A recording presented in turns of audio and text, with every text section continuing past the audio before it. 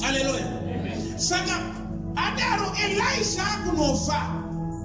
Anointing yo yakaenda kuti Samuel. Hallelujah. Ativurei bhuku redu kuti mboona kuti yakapuhana anointing.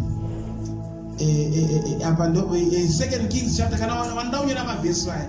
Akakumbira double portion of the anointing in 2 Kings chapter 9 verse 14. Hallelujah. Munondora kuti muvhure Bible pana 2 Kings chapter 13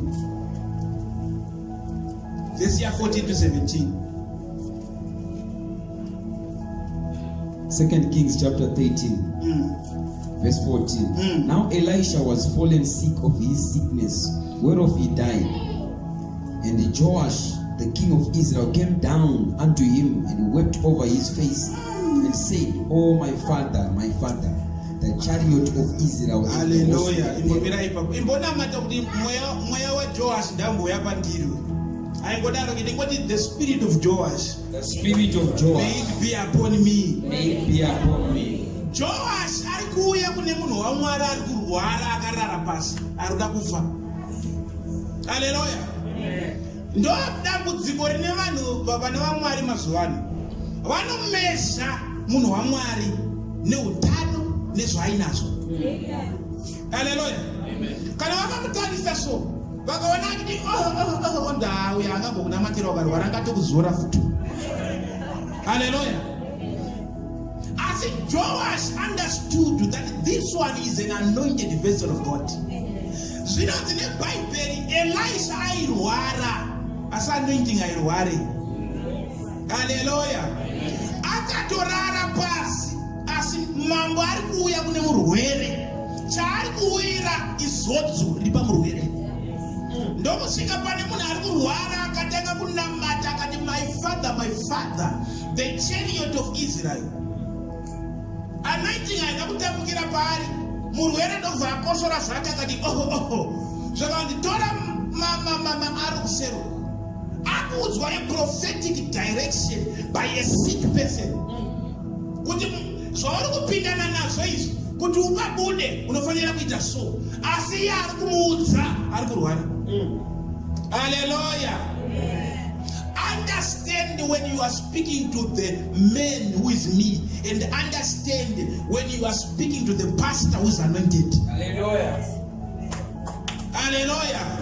Wakatanga kunzwisisa izvozvo kuti kune munhu ini koita muzodziwa wa Mwari. Hallelujah. Unoirasa nekuti uyo haana kutera munhu ari kufa ari kuziva kuti munhu ari kurwara. Asi pamunhu ipapo kana achiri kufema ane chiri paari chatinoziva kuti chinondibudisa pamahwanicha. Wakaenda ipapo akanaisa pressure upon the anointing. That's why I always tell people that don't pressurize the pastor. Put pressure on the anointing that is upon the vessel. Hallelujah. Wakaona uchiuya wakati pastor ndiri kusowawo business rangu iri uchipai nini handi ndizvo pamonikana kuti business rangu ndakuvhura muofisi ndine 5 maofisi andawana ndine rori randida kutenga ndiri kusowa for business rangu iri inini wacho vari kundipa handina business irora ndizvo. Asi ukafunga mfungwa dzako kuti hadzina mota yacho hadzina business racho saka chii chandiri kusowa hapana chadzinadzo ndopaunoirasa ipapo nekuti ipapo iyo inonzi kudring yawandipa iwe wakandipa under that mindset wandipa kudring. Hallelujah. Asi kana uchiziva kuti no, this I'm doing because I want the anointing of God to work upon me. You don't come for the person, but you come for the anointing. Hallelujah. That is what you play around with. That's what you sow into. But I'm giving this unto you. Ndotaka wachena kuti Elijah akati ndakomanda widow kuti ikufide. Widow yacho iri kutona mudhara ane ndebvu inofunga munhu agara mugomo angakatiza hondo. Atamuuraiwa anga asina kana shaving machine ko. Haana mvura yekugeza ane yekumwa. Ari kudya chikafu nemakunguo. Mazina haana kugezwa. Ari kuona tsano ari kuuya ari kuda hereruya pamwe aite mbakambaka anofanira kuende kuchechi. Mazuva aya kwanga kusina dzinonakidzana dzemakiibhodhi idzi. Ari kudzika tisvikewo pano atarise munhu wacho. Muri kuona zvandiri kutaura here? Agomutarise kungosimaira kudai pane chimwe chiri mazino chemwedzi wese because angari musango muri moyo angasingageze mazino ari kunhuwa guzuzu ari kunhuwa sango ndiye ari kudedzera kuti ndadzi naMwari ndiwe pano uri mukore uno ukasatedzerwa polisi une raki haleluya nekuti hakuna munhu anoti ndiri munhu waMwari anouya akadaro type iyoyo but Mwari havasi kutarisa kuti munhu wandatuma vari kutarisa mweya wawakaisa pamunhu iyeye ndo wavari kuda kuti mukadzi uyo atambire vanoti atambire zodzo kwete munhu haleluya mukadzi ndobva atanga amboita nharo ndobva aziva kuti aiwaka ndakuwara nekunamata kumba uku wakaona wanamatira chinhu chisingaitike. Use this principle that I'm telling you. Put pressure on the anointing. Put the pressure on the anointed. Hallelujah. Kwete pa munhu ayo kana achide munhu ka inondifonera ndi pastor ati mbonoro wa Ibrahim andinotunga ndosvika ndokutangira ndosvika ipapo ndinozochama ndejiri saka zvikufamba sei nhasi asi kana wakaziva kuti pano ndakuda kuita zvemweya imbosiyana neugururu. Put pressure on the anointing. Because in nature here kana ndakuda something there's a pressure pane chiri pandiri kweiwe. Hallelujah. Saka zvinonzi ndobva aisa pressure pane munhu waMwari ari kurwara zvakanzi munhu waMwari panapa hazvina kumira mushe Israeri inotorwa iyi munhu waMwari ndokumudza zvokuita akarara pamubhedha achirwara and for your own information akabva afa. Elisha died from sickness. Vurai verse 20 waenda vurai 20 yacho ndokubva anovigwa ende kuvigwa kwacho unenge kwavafuna kutsarukana futi vanenge vasina kutomufushira futi vanenge vangomisa muchigomba. Haleluya. Asi mweya wanga uri paari ndataura kuti mweya uyu unoteseka kuti akaukandirwa iri garments naElijah achienda iko zvino wapaari warwara wafa. Haleluya. Saka zvaakutera ndezvokuti mweya uyu unofanira kuramba uchibuda kusvika wabuda kuNew Testament because wakagumira pane munhu afa uyo hazvibude mushe hauna kuenda mweya kunyange munhu afa. Verenga vhesi ya 20 yacho. Verse 20. And Elisha died, and they buried him. And the bands of the Moabites invaded the land at the coming in of the year. And it came to pass as they were burying a man, that behold, they spied a band of men, and they cast the men into the sepulchre of Elisha. And when the man was laid down and touched the bones of Elisha, he revived and stood up on his feet. Hallelujah. Zviri kudzikitunha takabva kare kare Elisha atosara mabhonzo arimo imomo. Vanhu vaitoziva kuti apa ndo pakavigwa muprofita uya. Haleluya. Pakatoita mbiri zvekunzi iri guru raElisha ndo guva raElisha. Anga asina kufushirwa mabhonzo anga ari pachena. Zvinoti ndokubva kwasumuka hondo vamwe vanhu vachida kutofushira chitunha. Vakaona kuti varume hondo iri kuuya itoita zvitunha zvakawanda panapa. Chitunha chedu hatisina nguva yekucherera kuti tivige. Ngatikandei vaElisha imomo. Ndokubva vabata uko nemaoko ndokudai ndokuti wa kanda mukati imomo. Chitunha ndokunoti pamusoro pemabhonzo aElisha gu. Anointing ya ndobva yatiti pfara pacho ndobva chamuka.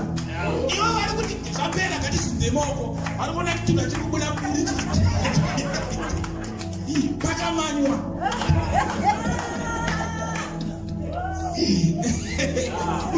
Kana vaizvinyepera kuti hauna speed rusuwo ndokuona kuti unokuloka dashboard. Inovhara speed kudai imanya. Hallelujah. But Bible riri kuti rekodherei izvi. Why are they telling us that the bones of Elijah performed a miracle? A dead man's bones. And yakaguma hana kusvika unonamatiro. Wakangonogumana nemunhu akazodzwa akafa kare kare. Zvinonzi wakamuka. Zvikutaura kuti mweya waElijah una kuenda. Kunyange the vessel yafa. Nekuti hauende kusvika Jesu auya. Hallelujah. Hallelujah.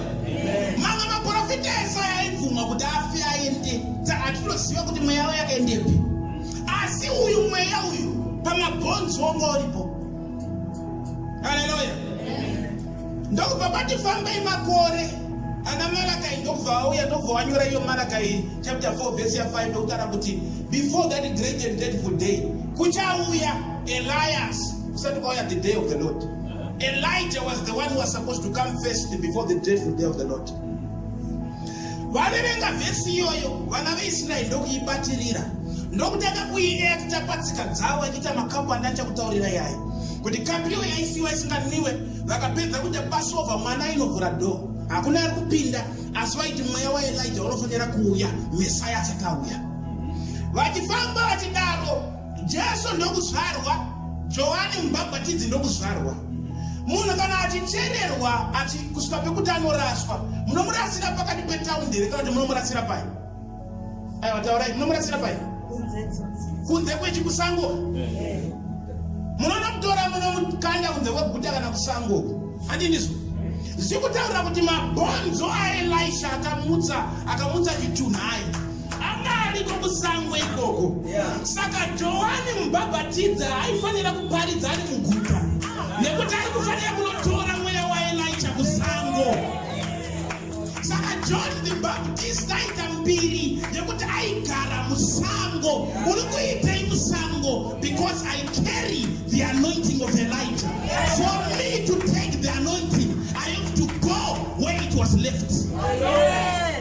Kwakasiwa mweya uyoyo ndokwandinonoutora. Ndokuvasimuka ndokuzvarwa John the Baptist. Azvarwa zvino ndokaenda musango wakatanga kudya hwisa. Vanhu vari kushambidzika kuti aisha kumukuru uyo anogonza anogara kusango anogarire kusango. Nyanga vanhu havasi kuteerera kuti pane mweya uri kunzi unofanira kunobudikira kuNew Testament. Wabva pana Elijah ndokukandwa iri manto. After manto ndokubva wafa uri pamabhonzo aElisha. Wafa uri pamabhonzo kuNew Testament. John ndokuzvarwa ndokuenda kusango kuti anotora mweya uyoyo. Atora mweya uyoyo ndokutanga kufamba aine mweya waElisha. Hallelujah. So he took the spirit of Elijah. Zvinonzi Bible rinotaura kuti John the Baptist started advocating kuti repent for the kingdom of God is at hand. Ndoanga iri message yake 1. Monotheism. Mweya unotaka kuti tinonamata Mwari mumwe chete. Zvese zvamuri kunamata zisiyanai nazvo. Ndosaka taona kuti Bible rinotaura kuti from the time of John the Baptist the kingdom of God suffered violence and the violent men taken by what? Azvimonyorwa nekuti mweya watakurwa naJohani Mubhabhatidzi mweya wehondo wekutaura kuti manamatire amanga muchiita yasiyanai nawo. Manamatire ekuda zvinhu, manamatire ekuda zvinobatika siyanai nawo. Mwari wanda kunamata kuda kukunongedzera kusaka kinzi pane munhu wese wakazvarwa nemunhukadzi. No one is greater than John the Baptist. Nekuti John the Baptist ari kunongedzera chainamatwa nevanhu zvavanga vasingazive. Chakauya panyama chakuti ichi ndo chakainamata ichi kubenga. Vana veIsraeri vakanamata Mwari vanga vasingazive. Rega ndibvunze izvi. Havaitomunzwisisa Jehovha semunzwisira unoita here. Ndosaka kutoona kuti zvinonzi even ngirozi dzaida kutotarisa kuti munenge muri type yevanhu vakaita sei imimi. Munonzi munofamba naMwari ari mukati menyu. Nekuti mazuva avo vaiti vakadana zita raMwari usiri muprista waifa. Kanjani iwe unodedzera Jehovha paunodira paunotoridza kapu unoti Jesu echipwanyika. Zvikutaura kuti pane something special chiri pauri. Hallelujah. Ngirozi dzaida kutoona vainzi gezai musabate gomo. Mwari anoda kudzika amire pagomo ataure nevanhu. Vakaguma gomo vaifa. Iwe unomutakura Mwari uri paari pese paari anewe. Hallelujah. Ndokavaona kuti generation yenyu hainzwisisi kuti chinonzi umwari chacho uye zvine Mwari akazviregisa sei kusvika pekuti akurakidze kuti anokuda. Hallelujah. Saka John the Baptist akabva atanga kufamba nevhangeri. Hakuna ari kuziva kuti ndo mweya waElisha nekuti vanhu vari kutarisira Elijah akaenda nechariot of fire. Ndo auda kuti adzike ari muchariot iyoyo vamhara futi pasi. Amhara ndokwatanga nekuti vanhu vari kutsvaga zvenyama kwete zvemweya. Ndo dambudziko raita chechi yemazuva ano. Anouya muchechi achitsvaga zvenyama kwete zvemweya. Hallelujah. Uri kuti kutaurira izvi ndoda kudziko renyu chete kuti kumweya uri kuziva kuti ikoko asi tauri kunotsvaga ikoko zvechi saka vanhu ndokutanga kutsvaga vakati toita sei tikuda elija panapa elija ndianofanira kutanga auya vadzidzi vake ndokudedzwa vari 12 pane vese ivo vakawana minana yese kubva jesu achitanga kubva kugadzira waini vakanakirwa nayo vakabva ipapo vakamunzwa zvitunha vachiona. Haleluya. Asi vanga vasingatende kuti ndiye Mesaya nekuti kwanga kuine vhesi 1 yakavabata haakwanise kuuya Mesaya kana mweya waElisha usati wabva kana Elija asati audzoka. Ndokubva vabvunza kuti kwaimi zvinonzi ndinani, ndobva atoona kuti vakomana vari kugara chokwadi vakati vamwe vari kuti ndime Elija vamwe vari kuti ndimwe muprofita sati kwaimimi munonditi ndinani. Peter ndokubva azadzwa nemweya ndokuti ndimi Mesaya mwanakomana waMwari. Jesu ndokuti Peter, blessed be you Peter Bar Jonah, for flesh and blood ziso nenyama hazvina kukuzarurira zvinizvi, for my Father who is in heaven ndovakuratidza zvinizvi. Ndokubva kuti ndakupa makeys of authority nekuda kwerevelation nekuziva kuti Mesaya ndeupi, nekuti atenda kuti ndi Mesaya asina kuona Johani Mubhabhatidzi. Ndosaka akanzi hakuna akuzarurira izvi kunze kwedenga. Amene ndikudzei chimwe chisinganzwisiswe nevanhu. Haisi nyore kunamata Jesu. Unamata chausingomboona. Uri kutenda zvakanyorwa. Une kutenda kusingaite. Uri kutenda kusingaite. Hauna kuvaona. Uyezve nyaya yacho yakanyorwa mumagwaro ukatenda. Une mweya waMwari usingaite. Nekuti zvinonzi hakuna anodedzera kuti baba kwandiri asina kuitiswa izvi nemweya. Meaning is the Spirit of God. Ione kuti mweya waMwari unofamba tinyerekedza so. Tokafamba vwadere kuti uripo vari pano Jesu ari pano. I feel you Jehovah. Because I know that. But it's not in sensuality, neither is it in sight, neither is it in feeling, but it's all about faith. Hallelujah. Zviri kunzwika izvozvo. Saka muri kuona kuti Elijah akauya hakuna akamuona nekuti mweya uri kutransferiwa from one point to the other, and this spirit tinofanira kuitrace. Hendo ino nyaya manje topedzera kwa topesa next week. Hallelujah. Muri kumanyira vamagara kumanya apa zuri kumanya anogara makumbeze kumba atapasa tiri kumanya zona taipitae ziri makumbeze kumba zichiona maindieni. Haleluya. Ndagadzirisana ndatsika garden remumwe ndadzorera muhomba ndadzorera. Haleluya. Saka zvatifambei Jesu approva kuti aiwa ima hamuna kuona here kuti Elijah shuwa zvamataurirwa patransfiguration paya. Muri kutaura chokwadi kuti vadzidzisi vemurayiro vanokudzidzisai kuti Elijah anofanira kutanga kuuya musani ndauya. Ende vakagona kuti vakakudzidzisai saizvozvo nekuti Elijah akauya ndobva agumira ipapo. Zvinonzi mupfungwa dzavo vakangoziva kuti ari kutaura nezvani? Johani Mubhabhatidzi. Haleluya. Johani Mubhabhatidzi achiparidza shoko rekuti repent for the kingdom of God is at hand. Haana vaisiya. Vadzidzisi vemurayiro aitovadedzera kuti imi vana venyu tendeukai, you brood of vipers. Mbofunga muna pastor wakadaro. So ndonandedzera kuti mirai muone mwedzi vanobhadhara renyu vega. Vanganditi mwana wenyoka inini. Ndorayiro wataipe yacho mubhaibheri. You brood of viper. Mwana wenyoka tendeuka. Ari kufamba naro John the Baptist. Haleluya. Ari kuparidza ari kutuka. Vanhu vakauya vaitobvunza kuti saka istodii. Zvinonzi vadzidzi vemurayiro vakadzoka kuti akaona pane murume ari kuvava ari kurwizuka. Zvinonzi vakaenda ikoko vakatumwa kumukuru vemurayiro vakasvika vakati naiwe tiudze kuti ndiwani. Ndiwe Elijah here? Akati aiwa. Uri muprofita here? Akati aiwa. Ndokubva akota akaIsaiah, I am the voice that cries out in the wilderness. Ndokuvakotera voice iyi iroro. Hallelujah. Avakotera that nekuti purpose ya John the Baptist ndekunongedzera Jesu kuti behold the Lamb of God. Uyu ndiye watu waitaurwa ndisaka kuti pane munhu wese akazvarwa nemunhu panyika, no one is greater than John the Baptist. Nekuti John ndiye akati kune munhu wese akunai kuziva. Vamwe vakatomira naye Jesu ndidza wabhabhatidzwa here. Wongona munhu ari mumvura ari kudedzera kuti iye arapo. Kuti ndiri urehota kumati matudza kare kare. Hakuna akanaka kumuziva kuti ndiye. Saka iye ndokubva anongedzera kuti pane nyupa pakati penya. Puna ane masanduro ekuti handikwanise kana kumusunungura tambo. Haleluya. Vanhu vakati ndeupi iyeye ndokubva amunongedzera. Ende Bhaibheri rinotaura kuti pane vanhu vauchanyika mumvura waunoona mweya uchidzika uchimhara pavari wobva wagara ndiye wacho. Chikutarira kuti John aibhabhatidza vanhu akaona mweya usina kugara ipapo buda famsai achinyika. Nokuti Bhaibheri harina kumudza kuti anenge akadira kati kana waona mweya wamhara pari wobva wagara ndiye.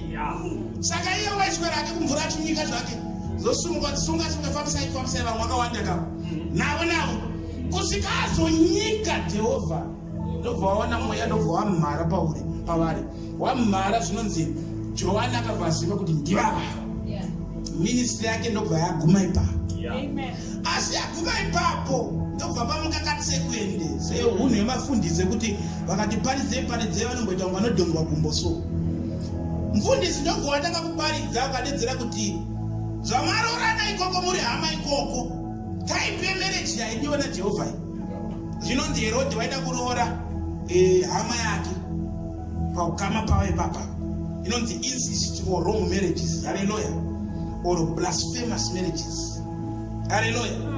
Wataka kuparidza akitukirira ndobva wabatwa. Tumirai masiyawo ndaanobata mukomana. Mutsvagirei mhoso. Saka ndabatwa matiyema achipa masamusa muise mujeri. 40 years urimo imomo. Usiya kuti chiri nyaya yemasamusa here apa nyamba inyaya yekupanisha kuti kutaurisa. Ndobva apinzwa imomo. Makore atifambe arimo mukati ari kusafari mukati. John ndokubva asumudza musoro akati we kuno vanhu vaiva vachimupa chikafu kari mujeri zvakanzi da kuti muende kuna Jesu munomubvunza kuti ndiwe here watakatamirira kana kuti totsvaga munhu. Akuti handina zvakanyorwa Bhaibheri. Orairike tiverenge. Wakadaro vanhu kuti go and ask him. Vhurai Matthew chapter 11 verse 3.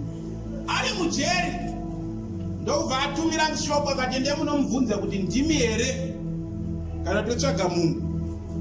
Matthew 11 verse 3. And said unto him, art thou he that should come, or do we look for another? Jesus answered and said unto them, go and show John again those things which ye do hear and see. Hallelujah.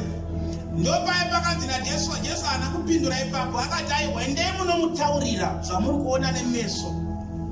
Minana yaari kuperform zvinhu zvese zviri kuitika ndozvaakanzi endai munomuudza ndozviri kuitika kuti mapofu ari kuona, varwere vari kupora, vanhu vari kudzikinurwa, kuti arakidze saini yekuti ndini shuwa aitaurwa kuti achauya kuzosunungura chi. Nekuti munoona kuti chi mera ndikuudzei, you have to be careful to read spiritual things and behave carnally. Kuti problem ine vanhu vakawanda vanoverenga Bhaibheri shoko remweya vobva vatanga kuekta munyama. Haleluya. Vanhu vakaverenga kuti Isaiah akataura kuti a virgin shall bear a child. Vakaona kuti pari kunzi mhandara ichava nemwana. Vakatanga kutora mhandara vachivharira mumatemberi. Munhu ainozvarwa kumba kwawo wabereka obva wauya naye. Vanhu obva vamutarisa maprista kuti aiwa iyi mhandara zvishuwa tazviona pindawo. Munhu aichembera akamirira kuti azvare mwana sezvakataurwa naIsaiah. Ndezvemweya zvavaverenga vobva vatanga kuzviita panyama. Haleluya. Ndosaka wachiona kuti pavari kunzi Mesaya ari kuuya, iwo picture yavo yaMesaya ndi Moses. Nenyaya yekuti vari kunzi Moses akaprofita kuti kana Mesaya ouya zvinonzi Mwari achasimudza mumwe muprofita akafanana neni. Saka vari kutarisa type inengani? Type iya yekuti inosumuka yoenda pamberi paFaro yotenga kuunza nhunzi dzinoruma, yotenga kuunza ropa richichinja. Ndo type yavaida iyoyo yekuti inokonfranta the rulers or the kings of the day. Kuti siya vana va Mwari ndo vaida iye. But manje type yakuya ndeya Jesu. Haana kana kuba kwa mambo wakaenda. Haasi kumbodetsera nawo. Ari kuti no umambo wenyu wamuri kutaura usino umambo wangu. My kingdom is not of this world. Inini yangu it's a spiritual realm. Ndezvekudenga izvi. Asi zvepanyama. Apa type iyo yakaverenga zvemweya iri kutarisira zvenyama kuti kunoda fight chaiyo. Kuda munhu anosimudza fight kunge Mose. Achirova nevanhu. Pana Elijah futi ndozvavakatarisira futi. Vakati Elijah tinoziva achiuraya maprofita enema. Saka tiri kuda type inenge Elijah sezvakataurwa kunzi asati auya Messiah panofanira tanga pauya Elijah. Saka hondo yaElijah inofanira tanga yauya. Mabhari achiuraiwa madhodha. Mvura ichivhara ndozvavaida. Apa nyaya hausi kuziva kuti zvinhu zvazvemweya. Muri kuverenga zvakanyorwa nemweya munofanira kuzvirarama pamweya. For God is looking for those who worship Him in truth and in that, in spirit. Hallelujah. Ndo vari kutsvaga ivavo. Saka Elijah, John the Baptist ndobvataurika ndobvasungwa ndobvaiswa mujeri. Aiswa mujeri imomo. Zvinonzi pakaridzwa marekodzi ngemusi. Iye mukadzi aida kunoona Herodi iye hama ye ndokuti akakurova majaifu. Minoti akatamba chirudziya pamwe akatamba seunononga.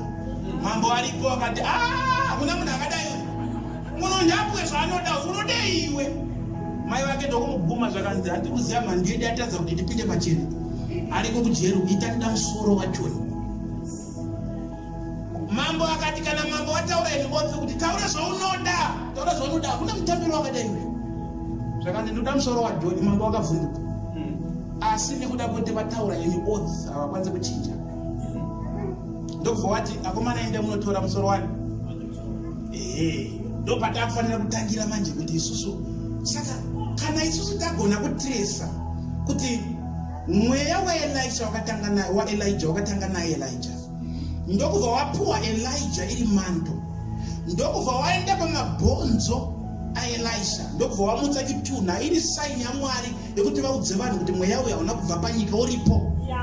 Wabva pakadaro ndokubva waenda John the Baptist ndokubva aenda ndokuenda kusakwa ikoko ndokunotora mweya waElisha. Autora ari John the Baptist ndokubva adamburwa chi. Saka kubva ipapo mweya uyu wakaendepe.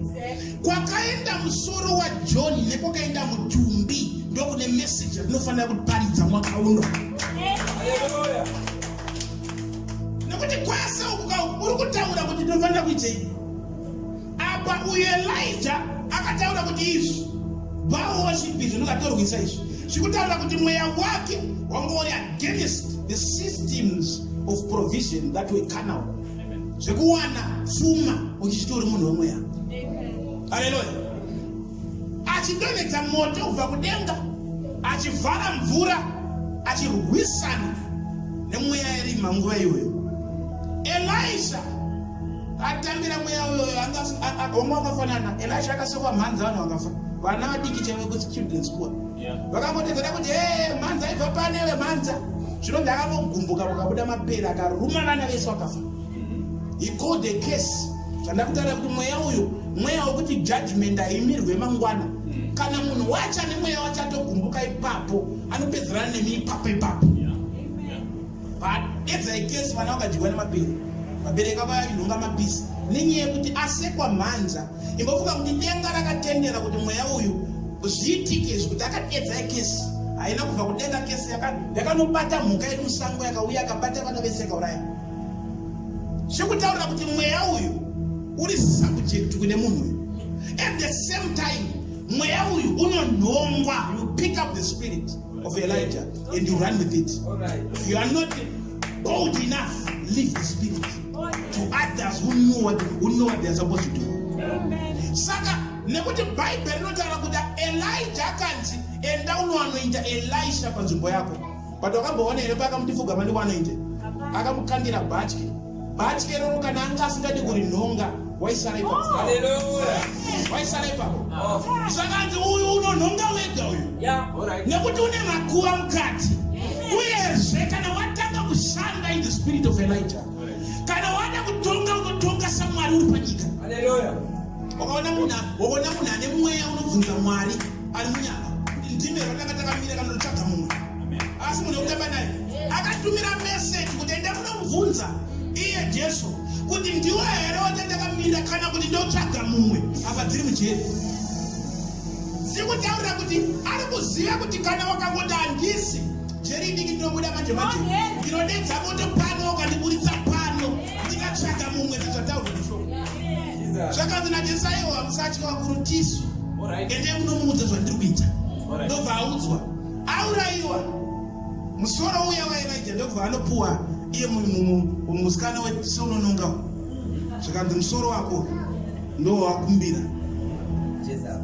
zvinonzi vadzidzi vake ndokubva watora mutumbi ndokubva wanovika kune vanhu vakastada zvinhu zvinenge zvekuti angesaidi rekumedicine they know kuti there is a difference between the head and the body handi munoziva kuti inonzi head kuti angirapa kudai vanodichi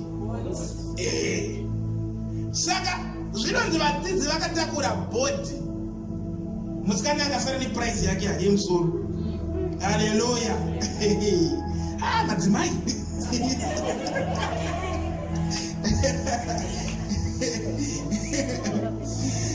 wakamaka nemudzimai tendeuka fasta unobata zviruzi haleluya vurai Matthew chapter 14 verse ya 1-6 haleluya Matthew chapter 14 verse 1-6. Yes. At that time Herod the Tetrarch heard of the fame of Jesus and said unto his servants, this is John the Baptist, he is risen from the dead, and therefore mighty works do show forth themselves in him. For Herod had laid hold on John and bound him and put him in prison for Herodias' sake, his brother Philip's wife. For John said unto him, it is not lawful for thee to have her.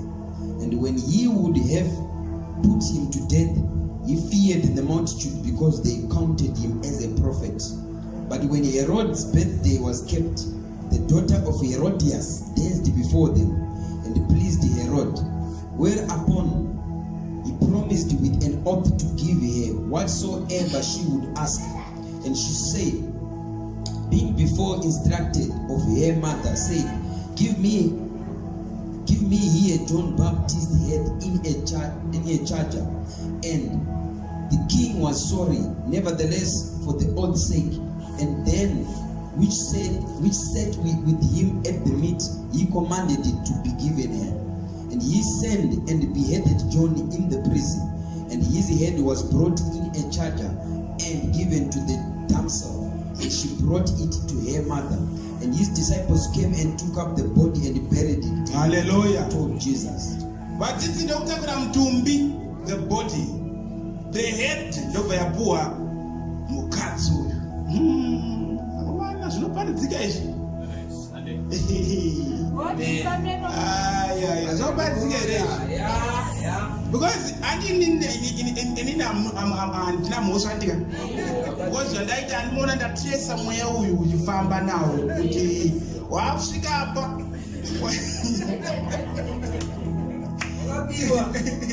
Ndobva waenda apa. Handizvo. Ende pese pane mweya uyu une chaunofanira kutanga kurwisa. Haleluya. Kana wakausiya kusango, akaenda kusango, akanowana ikoko. Awana ikoko, vatanga kudedzera ariko kusango ikoko.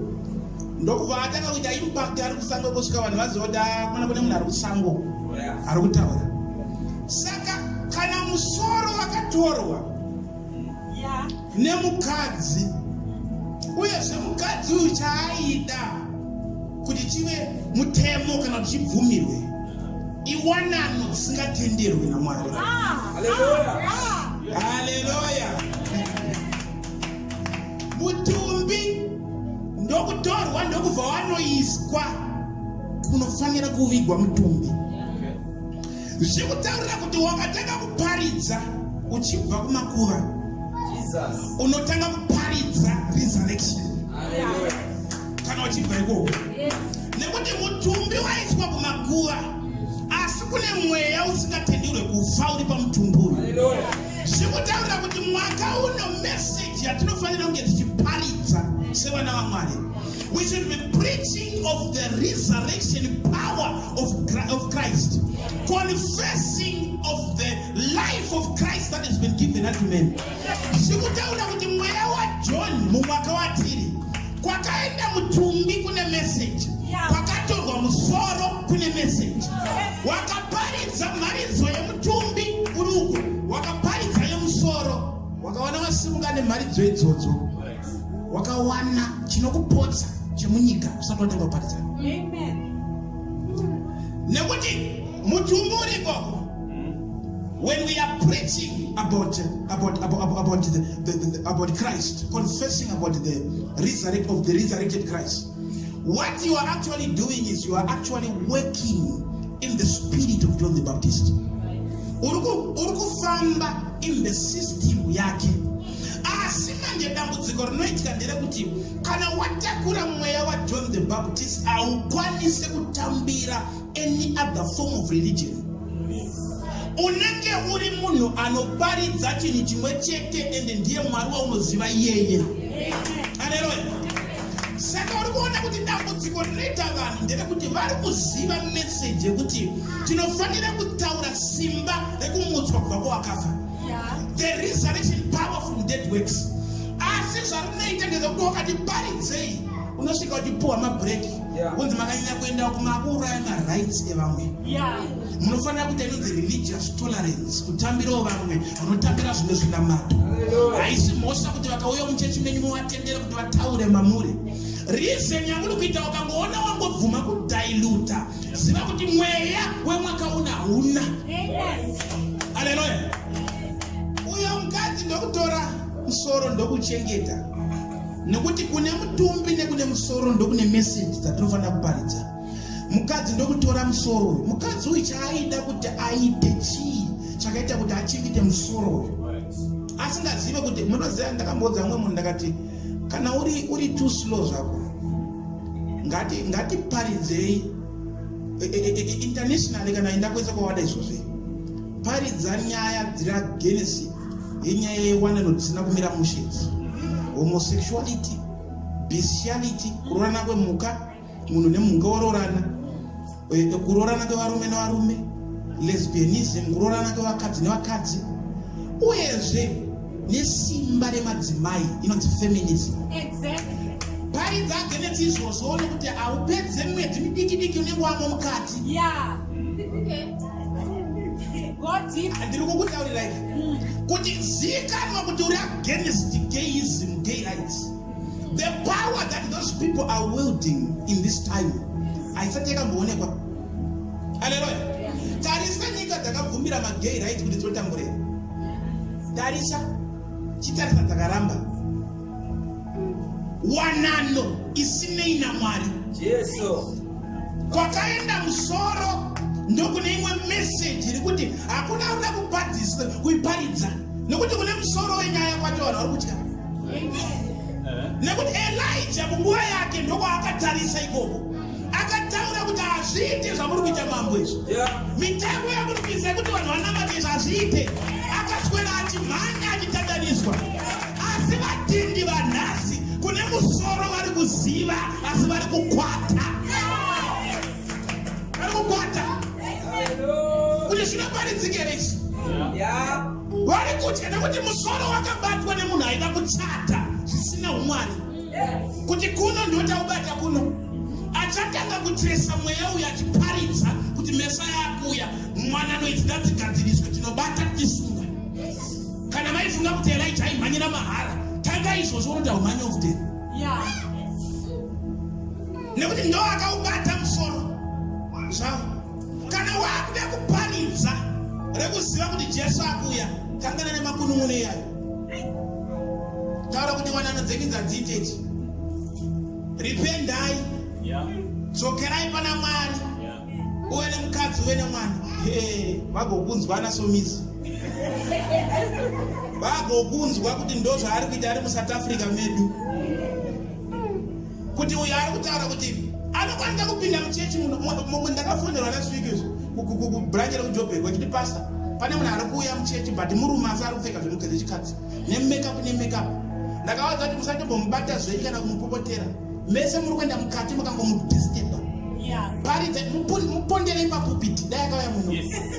Muponderei papupiti makanyarara hamusambomutaura naye. Muchipedza munoti God bless you uchi brother sister. Whatever you are but bless you. Mumponda kusvika achinja. Kwete kuti unomukonfranda mukore wati kurarama unono. Kutaura kuti muchechi madati ndingochani. Inovharwa chechi iyoyo.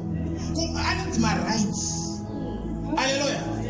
I'm telling you, if you be a child of God, whatever is called right in the world, it does not mean it's legal in the kingdom of God. Hallelujah. There are a lot of things that have been made rights. Hallelujah. Worse off, you must try a one moti, or Ungo Famba, or Muromoti, but I'm going to Famba Ungo Guma. In a city, the good woman, the Abuma is saying, Gumiro, I tell you, not sexual harassment. I don't want to say, Papa, in the 8 years, I don't cut. Feminism is taking over. Women no longer qualify because they are able to work hard, but they qualify under the title, we need our rights. Hallelujah. And you look at the right. Can only one hour more is in the sense of catching the right.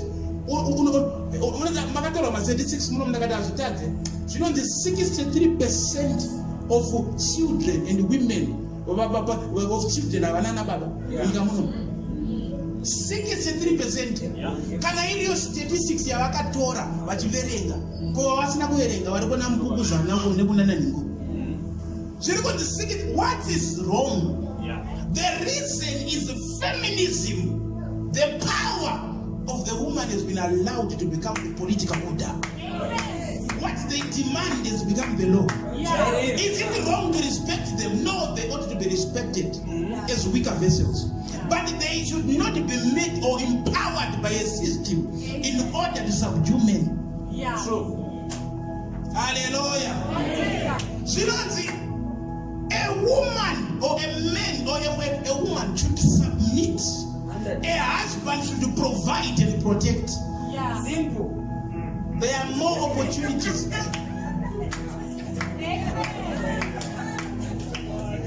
Hallelujah. Simba if you are a woman, if you are not making money, it's your own fault. Amen. There are opportunities that are open for women than for men.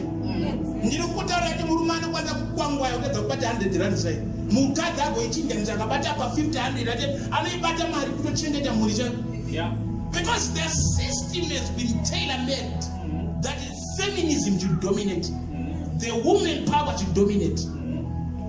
Hallelujah. Is it wrong? No. But to abuse the power, terribly wrong. Hallelujah. Makaida disorder in the order of God. Disorder in my marriage. Disorder in my marriage. The woman. Most the reminder that who parties the visions. No matter whenever. But the poor no dezera kuti ndakari wane zvikara mubhuku yaEfeso. Hakuna kana munhu yakamurwisa. Chakamurwisa ikoko Efeso yanga ine maprisita echikadzi. Hakuna kana murume aita muprisita kuEfeso. Vainamata mwari ainzi Diana anga ari mukadzi. Maprisita aiseva Diana anga ari mapriestess, not priests. Ndoko akataura kuti uku ndakarwa nezvikara. Ende ufunga kuti zvikara kuti hapana kana shumba yakamumhanyisa. But in feminism, yakamusina so vunda boata oraka vunda ela jakagara musango. A confront the power rakushandiswa naJezebel. Kana wakuda kutaura message yemwaka uno. Those are the strong ones to fight. Those are the strong ones to pull down in your personal life and out there as you live. And wakaona mukristo ndaba safe man, pana makristo ndaba safe ka. Adu kupariza message that you paradise. Anda utambaje kumari mari. President ngoti kuti ano prosperity yechi yazo ndozofambira. The moment you unotanga kutaura ma systems aya. Homosexuality is not of God. Gayism is not of God. Repent.